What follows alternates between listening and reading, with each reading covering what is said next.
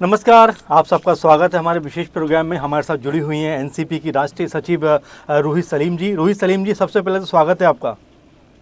बहुत धन्यवाद, शुक्रिया, जय जी हिंद। जी जी।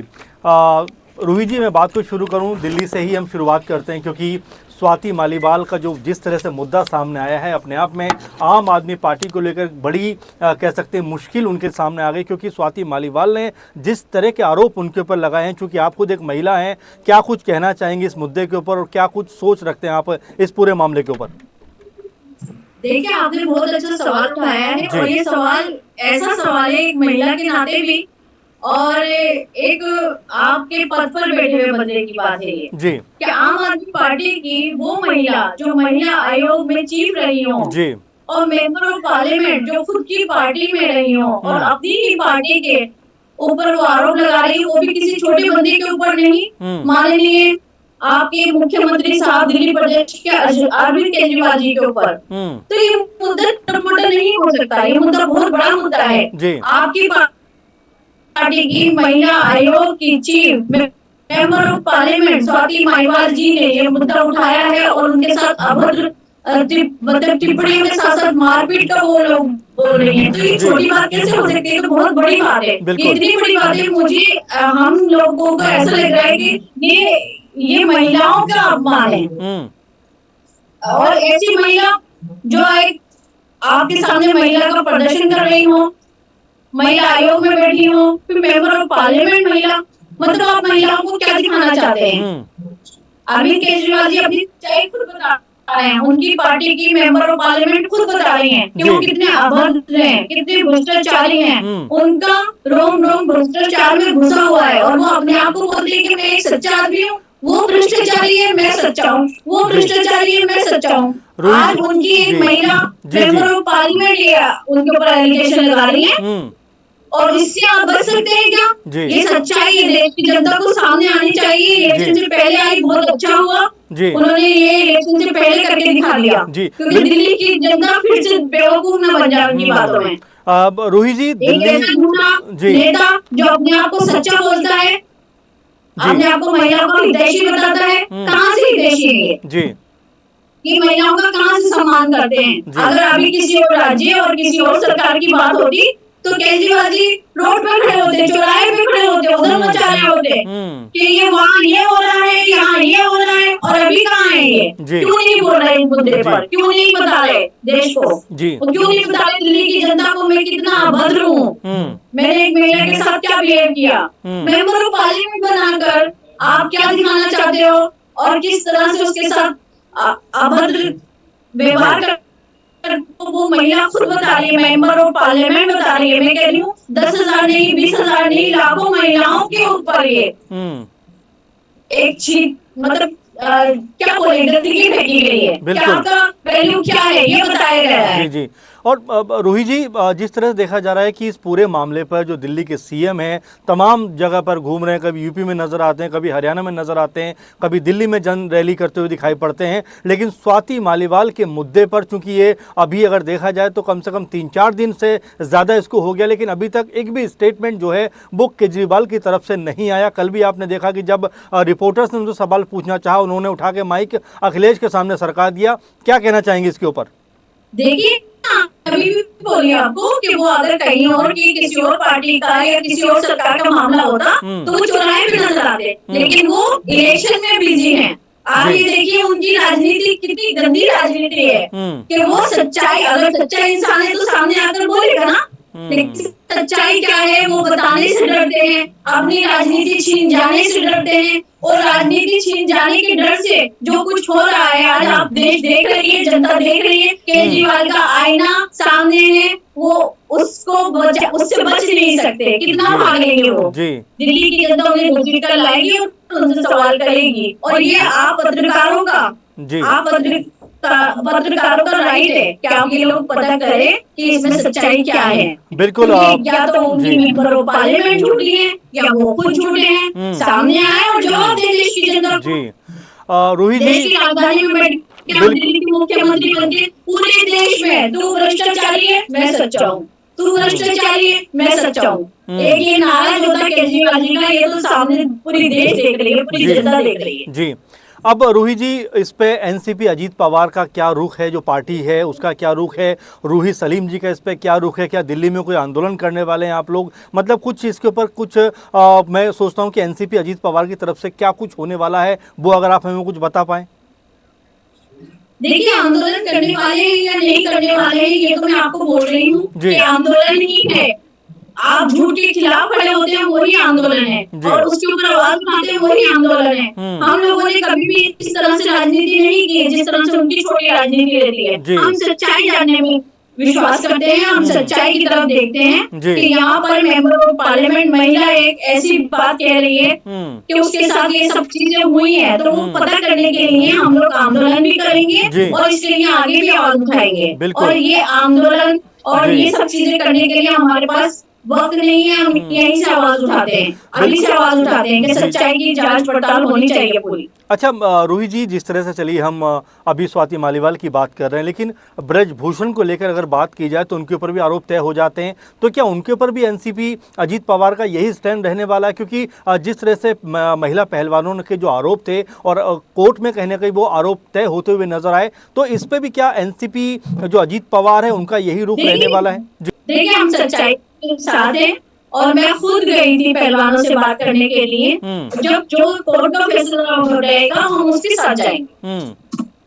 जी, 25 मई को चुनाव है रूही जी दिल्ली के अंदर, और उससे पहले ये मामला निकलकर सामने आता है। क्या यूं कहा जाए कि बीजेपी को बैठे बिठाए एक मुद्दा बड़ा हाथ लग गया है, और यहाँ पर जो अरविंद केजरीवाल लगातार कैंपेन के जरिए कह रहे थे कि भाई 7 की 7 सीटें इस बार इंडिया गठबंधन जीतता हुआ नजर आएगा, तो क्या उनके हाथ से अभी से ये पूरे का पूरा जो कैंपेन था या जो उन्होंने चलाया हुआ था एक तरीके से वो फिसलता हुआ दिखाई पड़ता है? देखिए, मेरा मानना ये है कि राजनीति और रणनीति इन सब चीजों से हटकर हम देखें कि इस वक्त जो मुद्दा उठा है वो उन्हीं की पार्टी और उन्हीं की मेंबर ऑफ पार्लियामेंट ने उठाया है।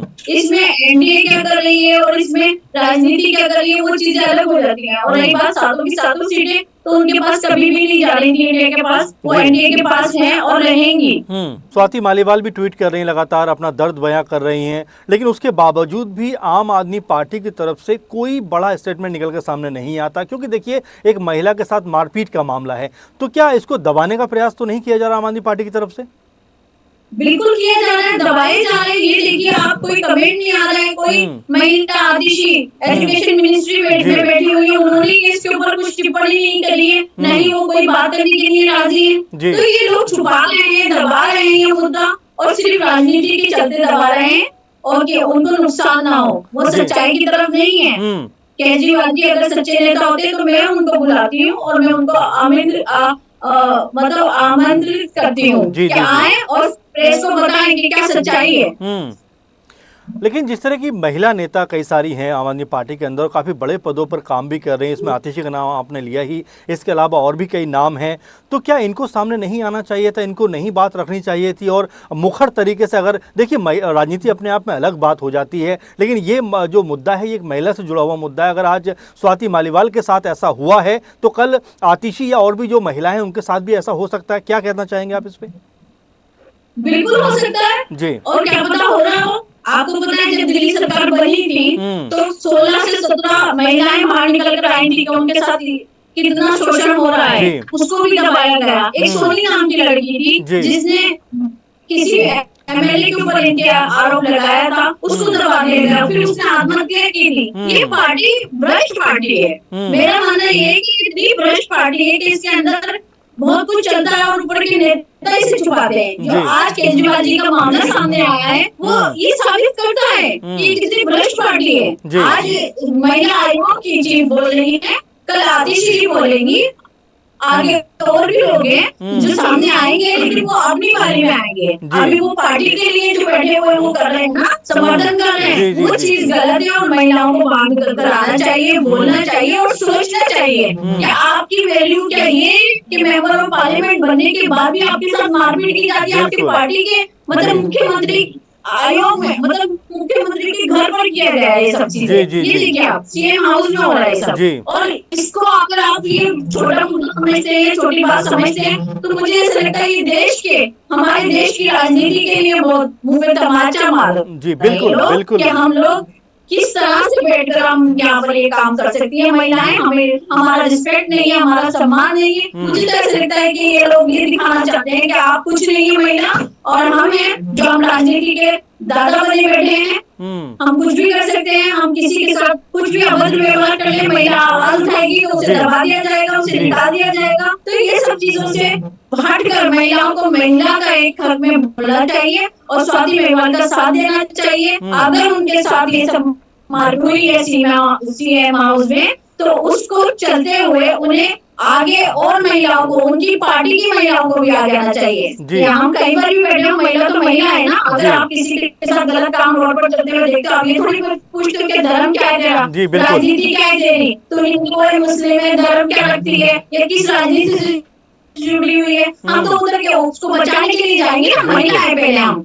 अब महिला कहीं की भी हो, कैसी भी हो, तो उसके साथ खड़े हम। लेकिन असली बात यह है कि हमारे देश का, दिल्ली देश की राजधानी में बैठकर हमारे देश के, दिल्ली के मुख्यमंत्री जी जो इस बात को दबा रहे हैं, उनके हाउस में ये सब होता है और वो चुपचाप बैठकर तमाशा देख रहे हैं, तमाशा ही बने हुए हैं कि उन्होंने तो कराया ही है। वो क्या बोलेंगे, सच्चे हैं तो आए सामने, हमसे बात करें, स्वाति से नहीं बात करते, हमसे बात करिए।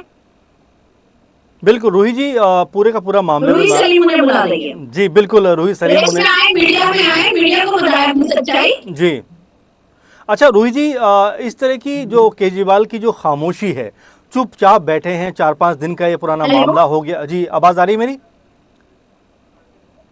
रूही जी? जी मैं ये कह रहा हूँ रूही जी कि जिस तरह से अरविंद केजरीवाल अब तक चुप रहे हैं, कुछ नहीं बोले हैं, क्या कुछ हो सकता है आपके हिसाब से इसके पीछे? क्योंकि इतना बड़ा एलिगेशन अगर उनके ऊपर लगा है तो उनको ज़रूर बोलना चाहिए था। अब तक की अगर उनकी खामोशी है तो वो खामोशी के पीछे की वजह आपको क्या लगती है? मुझे तो खामोशी की वजह यही लगती है कि वो अपनी राजनीति बचाने के लिए खामोश हैं। जी, क्योंकि उनके साथ जो भी कुछ किया गया स्वाति जी के साथ, तो वो खामोश इसीलिए है कि उन्होंने गलत किया है। अगर गलत नहीं है तो सामने आके बोलते। वो ऐसे करता जो सच्चाई का दामन मतलब दम भरते हैं कि मैं सच्चा हूँ, तो उन्हें कहीं ना कहीं तो उनको लग रहा है कि वो गलत है और आरोपों को सही साबित करने के लिए वो चुप बैठे हुए हैं। मुझे लग रहा है वो आरोप सही साबित हो रहे हैं उनके ऊपर, जो उन्हें आरोप लगा रही है स्वाति जी। और अगर वो सही है तो सामने आए, बोले, बताएं। और देश की जनता देखिए ना आप कितना इंतजार करेगी। जी बिल्कुल। केजरीवाल जी की बात को सही मानती है या स्वाति जी की बात को सही मानती है, तो ये देखिए दोनों एक ही पार्टी के और एक ही, वो कजन सिस्टर उनकी। जी जी जी जी देखिए मैंने जहाँ तक सुना है, समझा है कि जो भी कुछ उनको बांटा जा रहा था तो वो अपने के तहत बांटा जा रहा था। यहाँ तक कि अगर राजनीति की बात करूँ तो बहुत अच्छी कार्यकर्ता जो दम भरती रह गई, उनको कुछ नहीं दिया गया, महिला आयोग दे दिया गया, मेंबर ऑफ पार्लियामेंट बना दिया गया। तो ये सब चीजें अपनी अभी परिवारवाद जो होता है, यहाँ पर परिवारवाद नहीं है, परिवारवाद यहाँ पर भी नजर आ रहे हैं। तो लेकिन इस सब चीजों का नजरअंदाज नहीं किया जा सकता। स्वाति मेवाल का जो मारपीट का किस्सा है वो किस्सा ना बन के रह जाए, तो उसके लिए मैं चाहूंगी प्रेस मीडिया को कि केजरीवाल जी से सच्चाई पता करें और ये कोर्ट जाना चाहिए मामला और कोर्ट में जाकर कानूनी कार्रवाई भी होनी चाहिए इसके ऊपर। जी बिल्कुल रूही जी, चलिए दिल्ली की बात कर लेते हैं, क्योंकि दिल्ली में चलिए इस 25 के बाद एक बार फिर से चुनाव कहीं ना कहीं स्टॉप होता हुआ नजर आएगा लोकसभा का। लेकिन अगर हम 3-4 महीने या 5-6 महीने की बात करें, क्योंकि इससे ज़्यादा का वक्त रहा नहीं है दिल्ली चुनाव की, विधानसभा की बात करें, तो क्या एनसीपी अजीत पवार पार्टी के लिए ये मुद्दे हो सकते हैं आने वाले चुनाव में? और क्या एनसीपी अजीत पवार जो है वो पूरे दमखम के साथ में दिल्ली में उतरने वाली है? बिल्कुल उतरने वाली है। मैं आपको बिल्कुल एक झूठ होकर बताना चाहती हूँ कि हम एनसीपी पहले से ही बहुत बड़ी पार्टी है और पार्टी जो है वो डोर टू डोर वाला काम कर रही है। हमारी सदस्यता और अखंडता जो भी कुछ आप विधानसभा में देखेंगे, शिक्षा, स्वास्थ्य, ये तो विधानसभा में लोकल समस्याओं को लेकर जा रहे हैं हम लोग। जैसे पार्किंग की जो ये लोग नहीं उठाते हैं, दिल्ली में बेरोजगारी, दिल्ली की जो आबादी जनता है उसकी जी। बेरोजगारी का मुद्दा इन्होंने अभी तक नहीं उठाया है। ये मुद्दा लेकर हम लोग आगे जाएंगे जी। कि जो बेरोजगारी दिल्ली में है उसको आप क्या कहेंगे। जी। और दूसरी बात ये है कि हम दिल्ली में बहुत बल थल से नजर आएंगे आपको। एनसीपी जी। के एमएलए होंगे और मैं आपको बार बार बोलूंगी कि मुख्यमंत्री हमारी पार्टी का होगा। जी। आगे आपकी बार सच्ची पार्टी बनेगी, जी। एनसीपी एकजुट जी। होकर सामने आएगी। चलिए, दिल्ली से अब महाराष्ट्र की तरफ अगर रुख करें रूही जी, तो क्या महाराष्ट्र में भी चुनावों के बाद, यानी कि लोकसभा चुनाव के बाद वहाँ पर भी विधानसभा चुनाव हैं, और एनसीपी अजीत पवार का अगर मैं कुछ प्लान पूछूं, हालांकि अभी बहुत जल्दबाजी होगा ये कहना, लेकिन क्या कुछ लगता है कि बीजेपी के साथ ही जाना चाहेंगे या अपना मकाम अलग बनाते हुए नजर आएंगे? क्योंकि अब तक 4-5 बार उप मुख्यमंत्री रह चुके हैं अजीत पवार, तो क्या उनका सीएम बनने का ख्वाब जो है वो आने वाले इस चुनाव में पूरा होता हुआ नजर आ सकता है? देखिए, ये ख्वाब नहीं है, जनता की मांग है। जी। और दूसरी बात ये है, मैं अमन जी आपसे एक बात कहना चाहूंगी, आप जी। सवाल बहुत अच्छा पूछते हैं। जी, थैंक लेकिन यू। भविष्य के सवाल ना तो भविष्य में बता सकती हूँ, बिल्कुल। ना ही मैं भविष्य जानती हूँ। जी। लेकिन भविष्य में अच्छा ही रहेगा। जी। अजीत दादा जी। वहाँ के मुख्यमंत्री बनेंगे और हम किस तरह से राजनीति करते हैं वो आपके सामने है। बिल्कुल। हम जी। विकास की राजनीति करते हैं। बिल्कुल। रूही जी, 4 चरण लगभग बीत चुके हैं। 5वां अभी 20 तारीख को है, 6वां 25 को है और 7वां 1 जून को। अब तक अगर 4 चरणों की बात की जाए और लगभग 5वां चरण आने को है, क्या लगता है कि एनडीए पार्टी मजबूती से चुनाव में परफॉर्म कर रही है, या जो 400 पार का नारा था वो कहीं ना कहीं अब कह सकते हैं दूर नजर आ रहा है एनडीए गठबंधन को? देखिए, एनडीए गठबंधन का 400 पार का नारा है और नारा बिल्कुल आपको साक्षात नजर आएगा जी। कि हम 400 पार जा रहे हैं। चलिए, आखिर में एक सवाल और मेरा महत्वपूर्ण है, हालांकि ये कि क्या एनसीपी पार्टी भविष्य में एकजुट हो सकती है? जो शरद पवार गुट है, अजीत पवार गुट है, क्या एक पार्टी के रूप में आने वाले दिनों में क्या रूही जी नजर आ सकते हैं? देखिए, ये भविष्य की बातें आप मुझसे पूछते हैं। जी जी जी जी। ये भविष्य है। जी। बाकी इसके बारे में मैं आगे के लिए छोड़ देती हूँ जी। कि आपको आगे भी सवाल पूछने के लिए रहे अमन जी। बिल्कुल, और बिल्कुल। बहुत शुक्रिया आपका, आप सवाल बहुत अच्छे लेकर आते हैं। जी जी जी, और थैंक मैं यू। कितनी कोशिश करती हूँ। जी। अभी ये जो सवाल है ना, ये यहाँ पर थोड़े से आगे के लिए बचा के रखिए कि आगे देश की जनता को देखने के लिए कुछ जी। और अच्छा मिले। जी। दूसरी बात ये है कि दिल्ली का मुद्दा जो है, स्वाति मेवाल जी का जी। जो मुद्दा है ना, उसको आप देखिए कि अरविंद केजरीवाल जी सामने आए, सच्चाई बताएं। नहीं तो जी। स्वाति मेवाल जी तो सच्चाई बताए नहीं है। जी, बिल्कुल। आखिरी सवाल, बस आखिरी सवाल। ये सब चीजें हुई और मैं गलत हूँ और जी जी उन्हें जी मुख्यमंत्री जी से पद से इस्तीफा देना चाहिए। जी। सबसे पहले अपनी राजनीति खत्म करनी चाहिए, ये मेरी मांग है उनसे। रूही जी, बस आखिरी सवाल की जो स्वाति वाला मुद्दा है, इसको लेकर अगर आखिर में आपसे बात की जाए तो किस तरह का प्लान आने वाले दिनों में होने वाला है, मतलब आपकी पार्टी की तरफ मुझे से? आवाज नहीं, आपकी आवाज थोड़ी कट रही है। जी जी जी। चलिए, थैंक यू मैम, फिर आपसे कनेक्ट करेंगे हम लोग। जी जी, थैंक यू। ओके, धन्यवाद। धन्यवाद मैम। जय हिंद। जय हिंद।